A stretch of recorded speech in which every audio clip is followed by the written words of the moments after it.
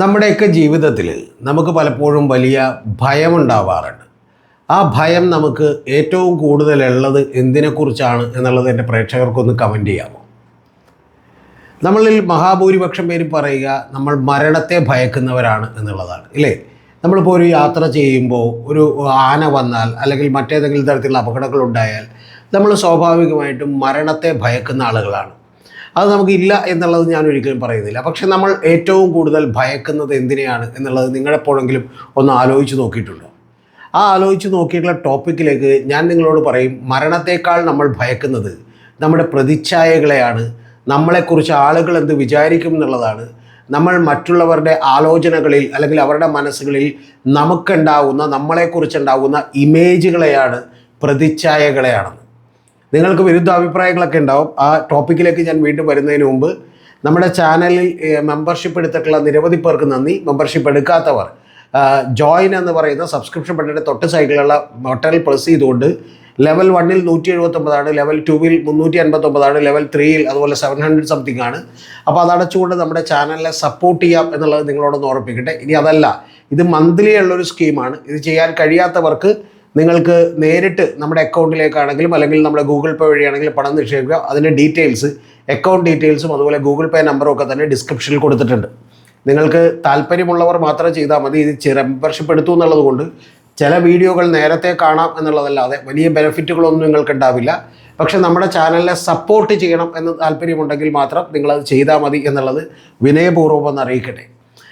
ഇനി നമുക്ക് ഈ ടോപ്പിക്കിലേക്ക് തിരിച്ചു വരാം. നമ്മുടെ ആളുകളെ ഏറ്റവും കൂടുതൽ ഭയപ്പെടുന്നത് എന്താണെന്ന് വെച്ചാൽ അത് മരണമല്ല, അതേതെങ്കിലും അപകടം നടന്നേക്കുമോ എന്നുള്ള ഭയമല്ല.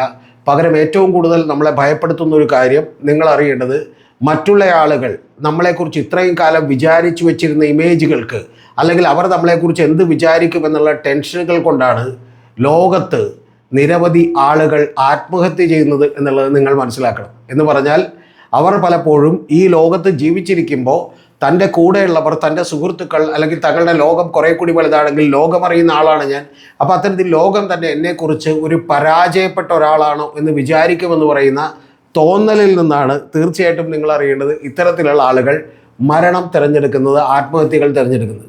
ലോകത്തിലെ ഏറ്റവും വിചിത്രമായിട്ടുള്ള സംഭവങ്ങളിലൊന്ന്, ലോകത്തിലെ ഹാപ്പിനെസ് ഇൻഡെക്സുകളിൽ ഏറ്റവും മുൻപന്തിയിൽ നിൽക്കുന്ന രാജ്യമാണ് ഫിൻലൻഡ് ആണെങ്കിലും സ്വീഡൻ ആണെങ്കിലും ഡെൻമാർക്ക് ആണെങ്കിലും അതുപോലെയുള്ള രാജ്യങ്ങൾ. എന്ന് പറഞ്ഞാൽ ലോകത്തെ ഏറ്റവും കൂടുതൽ സന്തോഷമുള്ള ജനത ജീവിക്കുന്ന സ്ഥലങ്ങളാണ് അവിടെയൊക്കെ തന്നെ. പക്ഷെ അവിടെ പോലും ഇത്തരത്തിലുള്ള ആത്മഹത്യകളുടെ നമ്പർ വളരെ കൂടുതലാണ് എന്നുള്ളതാണ്. എന്ന് പറഞ്ഞാൽ മറ്റു രാജ്യങ്ങളുമായിട്ട് കമ്പയർ ചെയ്ത് നോക്കിയാൽ പോലും ആത്മഹത്യ ചെയ്യുന്നവരുടെ പെർസെൻറ്റേജ് ഒക്കെ കൂടുതലാണ്. എന്തുകൊണ്ട് ഇതുണ്ടാകുന്നു എന്ന് ചോദിച്ചാൽ നമ്മുടെ നാട്ടിലുമുള്ള ചില അവസ്ഥകളൊക്കെ നിങ്ങളൊന്ന് ആലോചിച്ച് നോക്കണം. ഒരു ദിവസം ഞാൻ ഞെട്ടിപ്പോയി. 14 വയസ്സുള്ള ഒരു കുട്ടി, ആൺകുട്ടി, അവൻ മറ്റൊരു പെൺകുട്ടിയോട് മോശമായി പെരുമാറി എന്ന് പറയുന്ന ഒരു കഥയുണ്ടായപ്പോൾ അവൻ 21ാമത്തെ നിലയിൽ നിന്ന് ചാടിയിട്ടാണ് കേരളത്തിലല്ല മറ്റൊരു സ്റ്റേറ്റിൽ ചാടി ആത്മഹത്യ ചെയ്തത് എന്നുള്ളത് നമ്മളൊന്ന് ആലോചിക്കണം. മറ്റ് നിരവധി കുട്ടികൾ ചേർന്ന് റാഗ് ചെയ്യപ്പെട്ടപ്പോഴാണ് നമ്മുടെ ഇവിടെയുള്ള എറണാകുളം ജില്ലയിലുള്ള വളരെ പ്രശസ്തമായിട്ടുള്ള ഒരു സ്കൂളിൽ നിന്നും ഒരു കുട്ടി ഇതുപോലെ ആത്മഹത്യ ചെയ്തത് എന്നുള്ളത് നമ്മൾ മറന്നു പോകരുത്. അപ്പോൾ ഇത്തരത്തിലുള്ള കുട്ടികളൊക്കെ തന്നെ ആത്മഹത്യ ചെയ്യുന്നതിന് ഒരൊറ്റ കാരണമേ ഉള്ളൂ.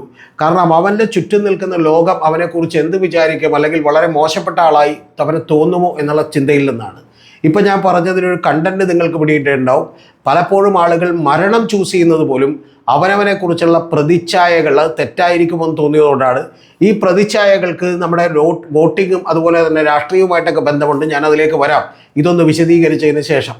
ഇനി നമുക്കറിയാം, സിദ്ധാർത്ഥ് എന്ന് പറയുന്നൊരു കുട്ടി, അവൻ വീട്ടിലേക്ക് തിരുവനന്തപുരത്തേക്ക് പോകാനായിട്ട് എറണാകുളം വരെ എത്തിയതാണ്. സിദ്ധാർത്ഥിനെ നിങ്ങൾ മറന്നിട്ടുണ്ടാവില്ല. ഒരു കോളേജിൽ വളരെ ക്രൂരമായ റാഗിങ്ങിനിടയായി കൊല്ലപ്പെട്ടൊരു പയ്യനാണ്. ആ പയ്യൻ എറണാകുളത്തേക്ക് എത്തിയിട്ടും അവൻ എന്തുകൊണ്ടായിരിക്കും അവിടെയുള്ള സഹപാഠികൾ വിളിച്ച് തിരിച്ചു വന്നില്ലെങ്കിൽ നിന്നെ ഞങ്ങൾ ശരിപ്പെടുത്തുമെന്നപ്പോൾ തിരിച്ചു പോകാൻ ഇടയായ കാരണം എന്താണ് എന്നുള്ളത് നമ്മൾ എപ്പോഴെങ്കിലും ആലോചിച്ചിട്ടുണ്ടോ? അവരെ സംബന്ധിച്ച് അത്ര വലിയ പ്രശ്നങ്ങളൊന്നുമില്ലായിരുന്നു. പക്ഷെ എന്നിട്ട് പോലും തിരികെ പോകാൻ തീരുമാനിച്ചത് തൻ്റെ ഈ പറയുന്ന പോലെ ക്യാരക്ടറിന് എന്തെങ്കിലും തരത്തിലുള്ള കുഴപ്പമുണ്ടാകുന്ന കാര്യങ്ങൾ ഉണ്ടാകുമോ എന്ന് ഭയന്നിട്ടാണ്. ഇതുപോലെ തന്നെ നിങ്ങൾ ആലോചിച്ച് നോക്കിയിട്ടുണ്ടോ? ആന്തൂർ സാജൻ എന്ന് പറയുന്ന ഒരാൾ, വിദേശത്ത് നിരവധി കാലം ജോലി ചെയ്തിരുന്ന ഒരാൾ, അതിനുശേഷം ഇവിടെ വന്നൊരു കൺവെൻഷൻ സെൻ്റർ തുടങ്ങിയ ഒരാൾ, ആ തുടങ്ങിയിട്ടുള്ള ഒരാൾ 18 കോടി രൂപ മുടക്കി കൺവെൻഷൻ സെൻറ്റർ തുടങ്ങിയതിന് ശേഷം ആ കൺവെൻഷൻ സെൻറ്റർ ഉദ്ഘാടനം ചെയ്യാൻ അനുമതി കിട്ടില്ല എന്ന് പറഞ്ഞപ്പോൾ അദ്ദേഹം ആത്മഹത്യ ചെയ്ത് നിങ്ങൾക്ക് എല്ലാവർക്കും ഓർമ്മയുണ്ടാവും. യഥാർത്ഥത്തിൽ നിങ്ങളൊന്ന് ആലോചിച്ച് നോക്കുക, ആ കൺവെൻഷൻ സെൻറ്റർ വിറ്റ് കളഞ്ഞതിന് ശേഷം അദ്ദേഹത്തിന് സുഖമായി ജീവിക്കാനുള്ള ഒരു കാര്യമുണ്ടായിരുന്നില്ല എന്നുള്ളത് നമ്മളൊന്ന് ആലോചിക്കണം. ഈ കേരളത്തിലേക്ക് ഒരു പ്രൊജക്റ്റുമായി വന്നിട്ടുള്ള ഒരു ജപ്പാൻകാരൻ ഇവിടെ ആത്മഹത്യ ചെയ്തിട്ടുണ്ട്. കാരണം ആ പ്രൊജക്റ്റ് കൃത്യമായി തീർക്കാൻ കഴിയാത്തത് കൊണ്ടാണ്. ഞാൻ വിശദാംശങ്ങളിലേക്ക് പോകുന്നില്ല. ഇതുപോലെ നിരവധി ആത്മഹത്യകൾ, നമ്മൾ ഞെട്ടിപ്പിക്കുന്ന മറ്റ് നിരവധി ആത്മഹത്യകൾ കൂടിയുണ്ട്. ഇപ്പോൾ കഫേ കോഫി ഡേയുടെ സ്ഥാപകൻ, 4000 ഏക്കറിലധികം കാപ്പിത്തോട്ടമുള്ള ഒരാൾ, വലിയ സമ്പന്നനായ ഒരാൾ, 10 രൂപക്ക് നമ്മൾ കുടിക്കുന്ന കാപ്പി അദ്ദേഹം പ്രത്യേക ചേരുവകൾ ചേർത്ത് യഥാർത്ഥത്തിൽ 100 രൂപക്ക് കുടിപ്പിക്കാൻ നമ്മളെ പഠിപ്പിച്ച ഒരാൾ, കഫേ കോഫി ഡേ എന്ന് പറഞ്ഞ 360 ഔട്ട്ലെറ്റുകൾ തുടങ്ങിയ ഒരാൾ, വലിയ ബിസിനസ് സാമ്രാജ്യം കെട്ടിപ്പടുത്ത ഒരാൾ. പക്ഷെ അദ്ദേഹത്തിൻ്റെ ഒരു ഓഹരി കൈമാറ്റവുമായി ബന്ധപ്പെട്ട ഒരു പണം തടഞ്ഞു വെക്കുകയും അതിൻ്റെ പേരിലുണ്ടായിട്ടുള്ള ഒരു സാമ്പത്തിക ബാധ്യതയിലും കുടുങ്ങി ഒരു ദിവസം അദ്ദേഹം ഒരു പാലത്തിൻ്റെ മുകളിൽ ചെന്ന് വണ്ടി നിർത്തി, ഡ്രൈവറോട് അവിടെ വണ്ടി നിർത്താൻ പറഞ്ഞു. ഒറ്റക്കിറങ്ങി നടന്ന് സ്യൂട്ടോടുകൂടി, സ്യൂട്ട് ധരിച്ചിരുന്ന മനുഷ്യൻ അങ്ങനെ തന്നെ ഈ പറയുന്ന പോലെ ചാടി, പുഴയിലേക്ക് ചാടി മരിക്കുകയാണ് ചെയ്തിട്ടുള്ളത്. അപ്പോൾ എന്തുകൊണ്ടായിരിക്കാം ഇവരൊക്കെ ഇങ്ങനെ ചെയ്യുന്നത് എന്നുള്ളത് നമ്മളെപ്പോഴെങ്കിലും ആലോചിച്ചിട്ടുണ്ടോ? കാരണം അതെല്ലാം തന്നെ ഈ പ്രതിച്ഛായകളുടെ തടവറയിലാണ് നമ്മൾ എന്നുള്ളത് കൊണ്ടാണ്. എന്ന് പറഞ്ഞാൽ മറ്റുള്ള ആളുകൾ നമ്മളെക്കുറിച്ച് എന്തു വിചാരിക്കുമെന്ന് തോന്നുന്നത് കൊണ്ടാണ്. ഈ പറയുന്ന കഫേ കോഫി ഡേയുടെ സ്ഥാപകൻ നിസാരക്കാരനല്ല, മുൻ മുഖ്യമന്ത്രിയായിരുന്ന കർണാടകയിലെ SM കൃഷ്ണയുടെ മരുമകനാണ് എന്നുള്ളത് നിങ്ങൾ അറിയണം. അപ്പോൾ ഇത്തരത്തിലുള്ള നിരവധി ആളുകൾ, അറക്കൽ ജോയ് എന്ന് പറയുന്ന ഒരാൾ, കേരളത്തിൽ ഏറ്റവും കൂടുതൽ വീടുണ്ടായിരുന്ന ഒരാൾ, 40,000 സ്ക്വയർ ഫീറ്റിൻ്റെ മുകളിലേക്കുള്ള വീട് വയനാട്ടിൽ പണിതിട്ട ഒരാൾ, ഭൂകമ്പമോ വെള്ളപ്പൊക്കമോ അത്തരത്തിലുള്ള ഒരു പ്രശ്നങ്ങളുണ്ടായാൽ തൊട്ടടുത്തുള്ള ആളുകൾക്ക് മുഴുവൻ എൻ്റെ വീട്ടിൽ വന്ന് താമസിക്കാൻ വേണ്ടിയാണ് വീട് പണിതു എന്ന് പറയുന്ന ഒരാൾ. ഇതുപോലെ തന്നെ ഗൾഫിലെ പറയുന്ന പോലെ ഒരു മീറ്റിങ്ങിനിടെ അദ്ദേഹം പുറത്തേക്ക് വരികയും അവിടെ നിന്ന് സ്വന്തം മകനടക്കം വരുന്ന ആ മീറ്റിങ്ങിൽ നിന്ന് അവനോട് പോലും പറയാതെ ചാടി ആത്മഹത്യ ചെയ്യുകയും ചെയ്തു എന്നുള്ളത് നമ്മൾ അറിയണം. എന്ന് പറഞ്ഞാൽ ഏറ്റവും കൂടുതൽ മനുഷ്യൻ ഭയക്കുന്നൊരു കാര്യമെന്ന് പറയുന്നത് ഇത്തരത്തിലുള്ള പ്രതിച്ഛായകളാണ്. എന്തുകൊണ്ടാണ് കോൺഫിഡൻറ്റ് റോയ് എന്നറിയപ്പെടുന്ന, നമുക്കെല്ലാം അറിയുന്ന ഒരു കോൺഫിഡൻറ്റ് ഗ്രൂപ്പിൻ്റെ ചെയർമാനായിട്ടുള്ള ഒരു ബിസിനസ്സുകാരൻ, അദ്ദേഹം നിങ്ങൾ എപ്പോഴെങ്കിലും വിചാരിക്കുന്നുണ്ടോ അദ്ദേഹത്തിന് ഇവിടെ ജീവിക്കാൻ കഴിയുമായിരുന്നില്ല? ഉറപ്പായിട്ടും ജീവിക്കാൻ കഴിയുമായിരുന്നു. അദ്ദേഹത്തിന് അത്യാവശ്യ സൗകര്യങ്ങളോടുകൂടി തന്നെ ജീവിക്കാൻ കഴിയുമായിരുന്നു. പക്ഷെ എന്തുകൊണ്ട് എന്ന് ചോദിച്ചാൽ, എൻ്റെ പഴയ ഇമേജ് അതിലേക്ക് എനിക്കൊരിക്കലും തിരിച്ചു പോകാൻ കഴിയില്ലെന്നും അതിസമ്പന്നനും സമ്പന്നനും ഈ പറയുന്ന പോലെ ആർഭാടങ്ങളുടെ നടുവിൽ ജീവിക്കുന്നവനുമാണ് എന്ന് പറയുന്ന ഒരു കാര്യം എനിക്ക് നിലനിർത്താൻ കഴിയില്ലെന്നും ഞാൻ ചിലപ്പോൾ ഇതൊക്കെ തകർന്ന് ജീവിക്കേണ്ടി വരുമെന്നുമുള്ള തോന്നൽ കൊണ്ടാണ് പണമുള്ള സമ്പന്നരായിട്ടുള്ള ആളുകൾ പോലും അതിനേക്കാൾ കൂടുതൽ, ആ ഭയത്തേക്കാൾ അവരെ കുറച്ച് ഭയപ്പെടുത്തൽ മാത്രമേ മരണമുണ്ടാക്കുന്നുള്ളൂ. അതുകൊണ്ടാണ് അവരൊക്കെ മരണം തിരഞ്ഞെടുക്കുന്നത് എന്നുള്ളതാണ് ഞാൻ ഇത്രയും പറഞ്ഞത്. നമ്മുടെയൊക്കെ ജീവിതത്തിലുണ്ടാകുന്ന ഈ പ്രതിച്ഛായ നിർമ്മിതികൾക്ക് വലിയ പങ്കുണ്ട് എന്നുള്ളത് കാണിക്കാൻ വേണ്ടിയാണ്. ഇനി ഇതൊക്കെ മരണപ്പെട്ടവരുടെ കാര്യത്തിൽ ഞാൻ പറഞ്ഞത്, മരണത്തേക്കാൾ നമ്മൾ ഭയക്കുന്നത് ഇതിനെയാണെന്നാണ്, പ്രതിച്ഛായകളെയാണ്. ഇനി അതല്ലെങ്കിൽ തന്നെ നമ്മുടെ ഉള്ളിൽ ഓരോ കൾട്ട് ഫിഗറുകൾ രൂപപ്പെടുന്നത് എങ്ങനെയാണ് എന്നുള്ളത് നിങ്ങളൊന്ന് ആലോചിച്ചിട്ടുണ്ടോ? നിരവധി ആളുകൾ ONVയുടെ കവിതകൾ വായിച്ചിട്ടുണ്ടാവില്ല, സച്ചിദാനന്ദൻ മാഷിൻ്റെ കവിതകൾ വായിച്ചിട്ടുണ്ടാവില്ല, വില്യം വേർഡ്സ്വർത്തിൻ്റെ കവിതകൾ വായിച്ചിട്ടുണ്ടാകണമെന്ന് നിർബന്ധമില്ല. പക്ഷെ അവരൊക്കെ എങ്ങനെയാണ് ഇവരൊക്കെ വലിയ മനുഷ്യനാണെന്ന് ആലോചിച്ച് തുടങ്ങുന്നത്? ഒരൊറ്റ കാര്യമേ ഉള്ളൂ, മാധ്യമങ്ങളിലൂടെ നമുക്ക് കിട്ടുന്ന ഇൻഫർമേഷനുകളാണ്. MTയുടെ കഥകൾ വായിച്ചിട്ടില്ലാത്ത ആളുകളൊക്കെ മലയാളികളുണ്ടാവും. പക്ഷെ അവർക്ക് പോലും MT ഒരു മഹാനായ എഴുത്തുകാരനായി തീരുന്നത് എങ്ങനെയെന്ന് ചോദിച്ചാൽ ഇത്തരത്തിലുള്ള ഇമേജ് ബിൽഡിങ്ങുകളിലൂടെയാണ്. നമുക്കൊരിക്കലും കണ്ടിട്ടില്ലാത്ത, നമ്മൾ ഒരിക്കലും നേരിട്ട് സംസാരിച്ചിട്ടില്ലാത്ത രാഹുൽ ഗാന്ധിയോട് നമുക്ക് ഇഷ്ടം തോന്നുന്നതും, നമുക്കൊരിക്കലും കണ്ടിട്ടില്ലാത്ത നരേന്ദ്രമോദിയോട് നമുക്ക് ഇഷ്ടം തോന്നുന്നതും ഒക്കെ തന്നെ ഇതുപോലെ മാധ്യമങ്ങൾ നിർമ്മിക്കുന്ന പ്രതിച്ഛായകളുടെ രൂപത്തിലാണ്. ആ പ്രതിച്ഛായകളാണ് യഥാർത്ഥത്തിൽ നമ്മളുടെ മനസ്സിൽ അവരെക്കുറിച്ചുള്ള ഓരോ രൂപം ഉണ്ടാക്കുന്നത് എന്നുള്ളതാണ് ഏറ്റവും പ്രധാനപ്പെട്ട കാര്യം. ഞാൻ ഇത്രയും കാര്യം പറയാൻ കാര്യം, ഇലക്ഷനുകളിൽ ജയിക്കാൻ ഇപ്പോൾ ഇന്ത്യ രാജ്യത്ത് വേണ്ട ഏറ്റവും പ്രധാനപ്പെട്ട കാര്യം ഈ പ്രതിച്ഛായ നിർമ്മിതിയാണ്, അല്ലെങ്കിൽ കൃത്യമായി പറഞ്ഞാൽ ഒരു ഇമേജ് ബിൽഡിംഗ് ആണ് എന്നുള്ളതാണ്. ഈ ഇമേജ് ബിൽഡിങ്ങുകൾ ഉണ്ടാക്കുന്നതിന് ഇപ്പോൾ നടന്നിട്ടുള്ള കേരള രാഷ്ട്രീയത്തിലെ തെരഞ്ഞെടുപ്പുമായി വലിയ ബന്ധമുണ്ട്. നിങ്ങളൊന്ന് വളരെ ശ്രദ്ധിച്ചു നോക്കണം. പിണറായി വിജയൻ എന്ന് പറയുന്ന ഒരാളെ ഏറ്റവും ആദ്യം ഒരു പ്രതിച്ഛായ നിർമ്മിതി നടത്തിയത് ഇരട്ടച്ചങ്കൻ എന്നുള്ളതായിരുന്നുവെങ്കിൽ, നരേന്ദ്രമോദിയെക്കുറിച്ച് 56 ഇഞ്ച് നെഞ്ചളവുള്ള ഒരാൾ എന്ന് പറയുന്ന ഒരു പ്രതിച്ഛായ ഉണ്ടാക്കിയെങ്കിൽ, അദ്ദേഹം പറയുന്ന കാര്യങ്ങൾ ചെയ്യുന്ന അത് വളരെ ദൃഢമായി കാര്യങ്ങളെക്കുറിച്ച് പറയുന്ന, ആ പറയുന്ന പോലെ അതിൽ ഉറച്ചു നിൽക്കുന്ന ഒരാളാണ് എന്ന് പറയുന്ന പ്രതിച്ഛായയാണ് പിണറായി വിജയൻ ഉണ്ടായിരുന്നു എന്നുള്ളതെങ്കിൽ, ആ പിണറായി വിജയൻ്റെ പ്രതിച്ഛായ തകർക്കാൻ നേരെ തിരിച്ച് കോൺഗ്രസും അതുപോലെ തന്നെ BJPയും ഒക്കെ ഒരുമിച്ച് തീരുമാനിക്കുന്നു. ആ ഒരുമിച്ച് തീരുമാനിച്ചതിൻ്റെ അടിസ്ഥാനത്തിൽ അവർ പിക്ക് ആൻഡ് ചൂസ് ചെയ്യുന്നു എന്നുള്ളത് നിങ്ങൾ മനസ്സിലാക്കണം. എന്ന് പറഞ്ഞാൽ വർഷങ്ങൾക്ക് മുമ്പ് അദ്ദേഹം പറഞ്ഞിട്ടുള്ള കടക്ക് പുറത്ത് എന്നുള്ളത് വീണ്ടും ജനങ്ങളുടെ മനസ്സിൽ ലൈവായി നിർത്താൻ വേണ്ടി നിരന്തരമായി വീഡിയോകൾ ചെയ്തുകൊണ്ടിരിക്കുന്നു.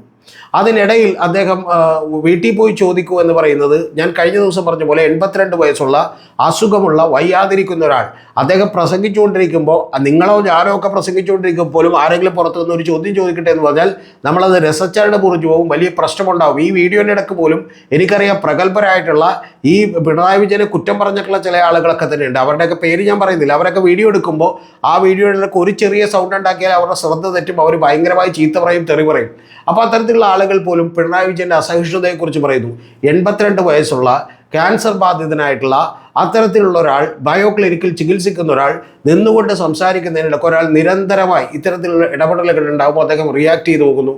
അതും ഈ പറയുന്ന പോലെ കുഴപ്പമായി ആളുകളുടെ മുമ്പിലേക്ക് ചിത്രീകരിക്കുന്നു. നിങ്ങളത് ആലോചിച്ച് നോക്കണം. അതിൽ അവർ വിജയിച്ചു എന്ന് പറഞ്ഞാൽ അവർ നേരത്തെ തന്നെ കണ്ടെത്തിയിരുന്നു ഈ ഇരട്ടച്ചങ്കൻ ഇമേജ്, ഈ പറയുന്ന കർക്കശക്കാരൻ എന്നുള്ള ഇമേജ് ഒരു ധിക്കാരവും ധാർഷ്ട്യത്തിലേക്ക് പരിണമിപ്പിക്കാൻ വലിയ ബുദ്ധിമുട്ടില്ല എന്നുള്ളത് അവർ മനസ്സിലാക്കുന്നു. അങ്ങനെ ഒരു കൃത്യമായിട്ടുള്ള ഇമേജ് ബിൽഡിംഗ് അവർ നടത്തുന്നു. ആ ഇമേജ് ബിൽഡിങ്ങിൻ്റെ തടവറയിൽപ്പെട്ട് നിരവധി ആളുകൾക്ക് തോന്നുന്നു ഇദ്ദേഹം ഒരു മോശപ്പെട്ട മനുഷ്യനാണെന്ന് തോന്നുന്നു.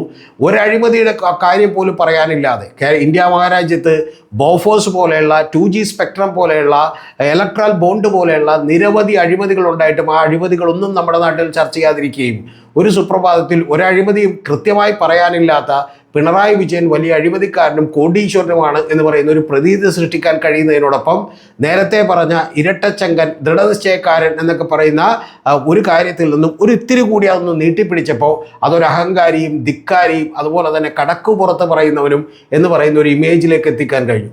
ഇതേപോലെ തന്നെ നിങ്ങളൊന്ന് ആലോചിച്ച് നോക്കണം. ശൈലജ ടീച്ചറിൻ്റെ കാലത്ത് നടന്നിട്ടുള്ള ഒരു കത്രിക സംഭവം വളരെ കൃത്യമായി ഈ ഗവൺമെൻറ്റിനെതിരെയും വീണ ജോർജിനെതിരെയും പ്ലാന്റ് ചെയ്യുന്നതിൽ അവർ വിജയിച്ചു എന്ന് നമ്മൾ അറിയണം. അപ്പോൾ ഇത്തരത്തിലുള്ള ഒരു പ്രതിച്ഛായ നിർമ്മിതികൾ നടത്തിക്കൊണ്ടാണ് വളരെ കൃത്യമായിട്ട് ഒരു തെരഞ്ഞെടുപ്പിനെ ഇത്തവണ നേരിട്ടത് എന്നുള്ളത് നമ്മൾ അറിയണം. ഇനി ഈ കേരളത്തിൽ മാത്രമല്ല, ഇന്ത്യ മഹാരാജ്യത്ത് മൊത്തം അല്ലെങ്കിൽ ലോകത്തെപ്പാടും തന്നെ ഇത്തരത്തിൽ തെരഞ്ഞെടുപ്പുകൾ ഇപ്പം നേരിട്ടുകൊണ്ടിരിക്കുന്നത് റിയാലിറ്റിയിൽ ഊന്നിയല്ല, പകരം ഇത്തരത്തിലുള്ള പ്രതിച്ഛായ നിർമ്മിതികളിൽ ഊന്നിയാണ് എന്നുള്ളത് അറിയണം. ഞാനിതൊക്കെ നിങ്ങളോടിപ്പോൾ പറയാൻ കാര്യം, യഥാർത്ഥത്തിൽ ഞാനിതൊരു 2-3 ദിവസമായിട്ട് ചെയ്യണമെന്ന് വിചാരിച്ചുകൊണ്ടിരുന്ന ഒരു ടോപ്പിക്കാണ്.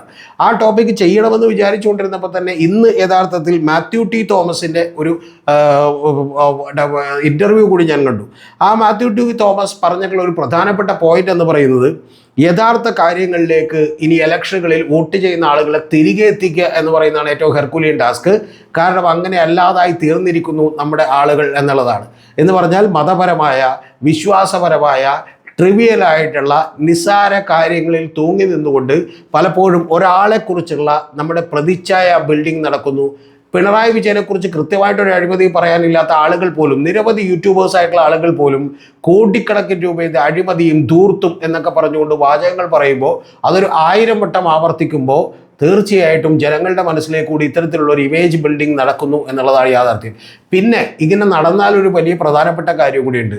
പിന്നെ നമുക്ക് തന്നെ തോന്നും അദ്ദേഹം ഇത്തരത്തിലുള്ള ഒരാളാണെന്ന് തോന്നാൻ കാരണങ്ങൾ നമ്മൾ തന്നെ കണ്ടെത്തും. എന്ന് പറഞ്ഞാൽ നമ്മുടെ ബേസിക്കലിയുള്ള ലോജിക്ക് ഇല്ലാതായി പോകും എന്നുള്ളതാണ് ഏറ്റവും പ്രധാനപ്പെട്ട കാര്യം. മാന്നാർ മത്തായി സ്പീക്കിംഗ് എന്ന് പറയുന്ന ഒരു സിനിമയുടെ 2-3 ഭാഗങ്ങളൊക്കെ ഇറങ്ങിയിട്ടുണ്ട്. അതിലേത് ഭാഗത്തിലാണെന്ന് ഞാൻ ഓർക്കുന്നില്ല. അതിൽ നമ്മുടെ ഭയം വന്നാലോ നമുക്ക് അന്ധമായിട്ടുള്ള വിശ്വാസം വന്നാലോ ഒക്കെ തന്നെ നമ്മുടെ ലോജിക്ക് ഇല്ലാതായി പോകും എന്നുള്ള ഒരു വസ്തുതയാണ്. യഥാർത്ഥത്തിൽ അതിൽ ഒരു ചെറിയ രംഗമുണ്ട്. അതിൽ പറയുന്നൊരു കാര്യമുണ്ട്, ആരാണ് എന്ന് പറഞ്ഞുകൊണ്ട് ആ പുറമെ നിൽക്കുന്ന ഒരു ആൾരൂപത്തെ നോക്കിക്കൊണ്ട് ഇന്നസെൻ്റ് ചോദിക്കുന്നു. ഉടനെ തന്നെ സായികുമാർ വന്നിട്ട് പറയുന്നു, അത് വാഴയാണ് മത്തായിച്ച എന്ന് പറയുന്നു. എന്ന് പറഞ്ഞാൽ വാഴയുടെ ഇല അനങ്ങുമ്പോൾ ഒരാളെപ്പോലെ തോന്നിയിട്ടാണ് ഇദ്ദേഹം ആരാണ് മിണ്ടാത്ത എന്താണെന്നൊക്കെ ചോദിക്കുന്നത്. ഉടനെ തന്നെ തിരിച്ച് ഈ പറയുന്ന ഇന്നസെൻ്റ് പറയുന്ന ഒരു വാചകമുണ്ട്. ആ വാചകം എന്ന് പറയുന്നത്, വാഴയാണെങ്കിൽ എന്താ വാ തുറന്ന് പറഞ്ഞൂടെ എന്നുള്ളതാണ്. കാരണം വാഴക്ക് സംസാരിക്കാൻ കഴിയില്ലെന്നും അതൊരു വാഴയുടെ ഇലയാണെന്നും പറയുന്ന ലോജിക്ക് അദ്ദേഹത്തിന് നഷ്ടപ്പെടുകയും പലപ്പോഴും ഒരു ഭയം ഉള്ളിലേക്ക് ഇരച്ചു കയറുകയും ചെയ്യും. അപ്പോൾ ഇത്തരത്തിലുള്ള ഭയം ഉള്ളിലേക്ക് ഇരച്ചു കയറുന്നതിൻ്റെയൊക്കെ ഭാഗമായിട്ടാണ് ഇത്തരത്തിലുള്ള നിരവധി പറയുന്ന പോലെ പ്രതിച്ഛായ നിർമ്മിതികൾ നടക്കുന്നത്. ഏതാനും നാളുകൾക്ക് മുമ്പ് ഒരു രാഹുൽ മാങ്കൂട്ടത്തിൻ്റെ ഒരു പ്രതിച്ഛായ എന്തായിരുന്നു എന്നുള്ളത് നമ്മളൊന്ന് ആലോചിക്കണം. ഇപ്പോൾ ഷാഫി പറമ്പലിൻ്റെ പ്രതിച്ഛായ എന്താണ് എന്നുള്ളത് നമ്മളൊന്ന് ആലോചിക്കണം. ഏതാനും നാളുകൾക്ക് മുമ്പ് 2021 ഒരു കരുതൽ മുഖ്യനെന്നും LDF വരും, ഉറപ്പാണ് LDF എന്നും ഒക്കെ പറയുന്ന പരസ്യവാചകങ്ങളിൽ നിന്ന് ധിക്കാരിയും അഹങ്കാരിയുമായിട്ടുള്ള ഒരു പിണറായി വിജയനാക്കി മാറ്റാൻ കഴിഞ്ഞത് എങ്ങനെയെന്ന് നിങ്ങൾ ആലോചിക്കണം. അതിൻ്റെ ഭാഗമായി LDF അല്ലാതെ മറ്റാര് എന്ന് പറഞ്ഞ് LDF അല്ലാതെ മറ്റാരും ഇതൊന്നും ചെയ്യില്ല എന്ന് പറയുന്ന വളരെ പോസിറ്റീവായിട്ടുള്ളൊരു കാര്യത്തെ LDF അല്ലാതെ മറ്റാര്, അത് തന്നെ എത്രമാത്രം ധിക്കാരപരമായ എത്രമാത്രം ദാഷ്ട്യത്തോടെയുള്ള നിലപാടുകളാണ് എന്ന് പറയുന്ന കൃത്യമായിട്ടുള്ള ഒരു ഇമേജ് ബിൽഡിംഗ് നടത്തിയിരിക്കുന്നു. ഞാനും നിങ്ങളും ഒക്കെ തന്നെ ഇത്തരത്തിലുള്ള ഇമേജ് ബിൽഡിങ്ങുകളുടെ തടവറകളിലാണ്. ഇപ്പോൾ ഇക്കാലത്ത് അത് കുറേ കൂടി എളുപ്പമാണ് നടത്താൻ. പലപ്പോഴും നമ്മൾ അറിയേണ്ടത് വളരെ നിസാരമായി റീലുകളിലൂടെ, ഷോർട്സുകളിലൂടെ, ഇൻസ്റ്റാഗ്രാമിൽ കാണുന്ന നിരവധി വീഡിയോകളിലൂടെയൊക്കെ തന്നെ നമ്മളുടെ ഉള്ളിലേക്ക് വരുന്ന ഒരു പൊതുബോധം അറിഞ്ഞോ അറിയാതെ സൃഷ്ടിക്കപ്പെടുന്നു. എന്ന് പറഞ്ഞാൽ അവരുടെ സ്വഭാവവുമായി പലപ്പോഴും യാതൊരു ബന്ധവുമില്ലാത്ത കാര്യങ്ങൾ പോലും സൃഷ്ടിക്കപ്പെടുന്നു. അപ്പോൾ അതിൻ്റെ ഭാഗമായി അവർ 5 കൊല്ലം മുമ്പോ 10 കൊല്ലം മുമ്പോ പറഞ്ഞിട്ടുള്ള വാക്കുകളൊക്കെ തന്നെ നിരന്തരമായി എടുത്തുകൊണ്ട് സംസാരിച്ചു കൊണ്ടേയിരിക്കുന്നു എന്നുള്ളതാണ്.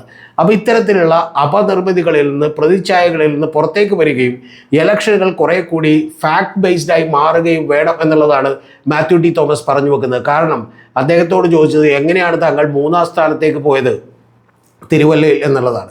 അപ്പോൾ അത് ഉത്തരമായിട്ടാണ് അദ്ദേഹം ഇത് പറഞ്ഞത്.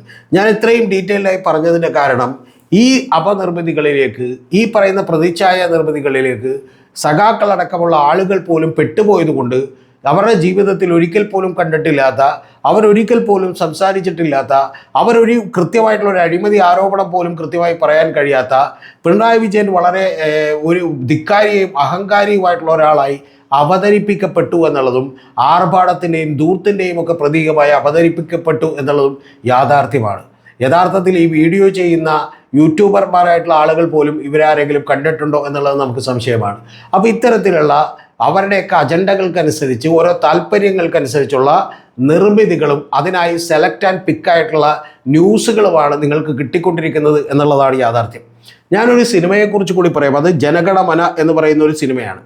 ആ ജനഗണമന എന്ന് പറയുന്ന സിനിമയിൽ ചോദിക്കുന്ന ഒരു ചോദ്യമുണ്ട്, വളരെ പ്രസക്തമായിട്ടുള്ളൊരു ചോദ്യം. 40 സെക്കൻഡുകളിൽ ഓരോ ബലാത്സംഗം നടക്കുന്ന, ആ സിനിമയിലെ ഒരു രംഗമാണ്, 40 സെക്കൻഡുകളിൽ ഓരോ ബലാത്സംഗം നടക്കുന്ന ഒരു രാജ്യമാണ് ഇന്ത്യ. പക്ഷേ എന്തുകൊണ്ടാണ് ഈ കൊലപാതകത്തിലും ഈ ബലാത്സംഗത്തിലും ഈ മരണത്തിലും മാത്രം ദേശീയ വനിതാ കമ്മീഷൻ അധ്യക്ഷൻ ഞെട്ടിയത് എന്ന് പറയുന്ന ചോദ്യമുണ്ട്. ആ ദേശീയ വനിതാ കമ്മീഷൻ അധ്യക്ഷൻ ഞെട്ടിയതിൻ്റെ പിന്നിലുള്ള യഥാർത്ഥ കാരണം എന്താണ് എന്നുള്ളത് ആലോചിക്കുമ്പോൾ ദിസ് എ പെക്യുലിയർ കേസ്. ഇതിൻ്റെ പുറത്ത് മാധ്യമങ്ങൾക്ക് അജണ്ടയുണ്ട് എന്നുള്ളതാണ്.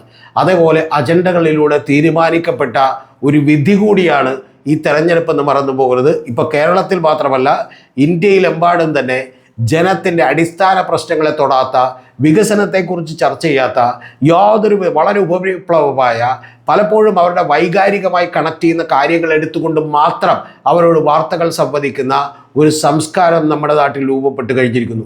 ഷിരൂരിൽ ഒരു പയ്യൻ മരണപ്പെട്ടു എന്നുള്ളത് നമുക്കറിയാം. മരണപ്പെട്ടിട്ടുണ്ടാവും എന്നുറപ്പുള്ളപ്പോൾ പോലും 7 ദിവസങ്ങളിൽ ആ വൈകാരികത വിറ്റ് നമ്മുടെ മാധ്യമങ്ങൾക്ക് നേടിയിട്ടുള്ള റേറ്റിംഗ് എന്താണെന്നുള്ളത് നമുക്കറിയാം.